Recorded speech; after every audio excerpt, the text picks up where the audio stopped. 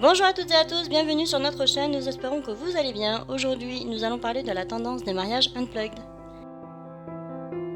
Vous avez sûrement dû voir ces nouveaux panneaux envahir le net et notamment sur Pinterest, les mariages unplugged, dont de plus en plus de mariés en font la demande pour leur cérémonie. Mais qu'est-ce que c'est ? Eh bien, le terme unplugged vient des concerts acoustiques qui désignaient des concerts sans instruments électriques ou électroniques. Cette idée a été reprise pour désigner les mariages sans électronique, c'est-à-dire sans smartphone, iPad, appareil photo, caméra et autres, sans compter le photographe et le vidéaste, bien évidemment. L'idée est que chaque personne mariée comme invitée profite de l'instant présent, partage des émotions et que le cœur y soit réellement, et non caché derrière un écran qui crée une barrière émotionnelle et sentimentale. Nous préférons dire que les mariages unplugged sont une nécessité et non une tendance, et nous allons vous démontrer pourquoi. Dans un monde ultra connecté où tout va très vite, voire même trop vite, il est important de prendre son temps et de vivre pleinement ces instants éphémères. Lors de la cérémonie et notamment lors de l'entrée de la mariée, les invités se mettent en travers de la route du photographe. Beaucoup de clichés sont ainsi gâchés, ces invités ruinent, désacralisent et déshumanisent ces instants de bonheur. Si vous prenez un photographe, laissez-le faire son travail et capturer ces moments pleins d'émotions. D'autant plus que vous payez assez cher son professionnalisme, alors autant en profiter. Ces mêmes invités se mettent également en travers de la route des mariés. Imaginez ces invités envahir l'allée centrale armés de leur smartphone à l'entrée de la mariée. Le marié ne verra même pas sa future épouse avancer vers lui et la mariée ne verra pas non plus la réaction de son futur mari. Aucun des deux visages ne s'illuminera, mais au contraire beaucoup de frustration.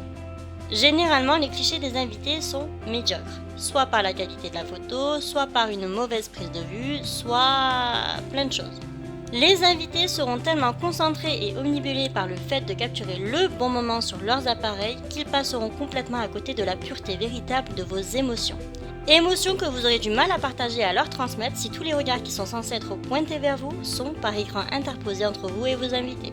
Vous aurez plus l'impression d'être paparazzié et agacé qu'autre chose.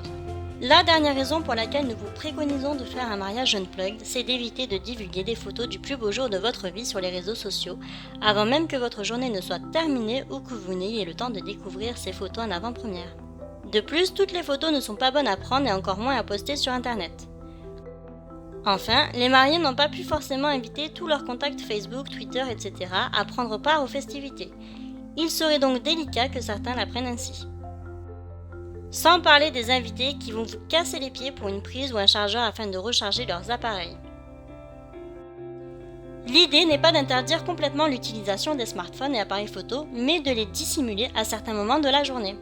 Un mariage est rythmé par des moments forts et des moments clés. C'est durant ces instants-là qu'il est important de montrer aux mariés et aux invités que vous êtes là pour partager pleinement ce moment d'intimité tous ensemble. Réservez donc vos clichés pendant les temps morts. Enfin, au-delà des images, photos et vidéos, beaucoup d'invités laissent leur mobile allumé avec sonnerie durant la cérémonie. Il y a 90% de chances pour que celle-ci retentisse et que tout le monde se retourne pour lancer un regard exacerbé. Le mieux est de prévenir en amont sur le faire-part, mais également de faire 2 piqûres de rappel le jour J, avec une affiche ou un panneau à l'entrée de la cérémonie, ou en demandant à vos témoins ou à l'officiant de cérémonie de rappeler les règles du mariage unplugged que vous avez définies. Voilà, cette vidéo est maintenant terminée, nous espérons qu'elle vous a convaincu d'opter pour un mariage débranché et déconnecté afin de profiter pleinement de vos invités et de votre journée. Si ce n'est pas le cas, dites-nous en commentaire pour quelles raisons. Et dites-nous également s'il y a des tendances dont vous avez entendu parler que vous aimeriez qu'on en parle ici. En attendant, on vous fait de très gros bisous et on vous dit à la prochaine. Ciao ciao!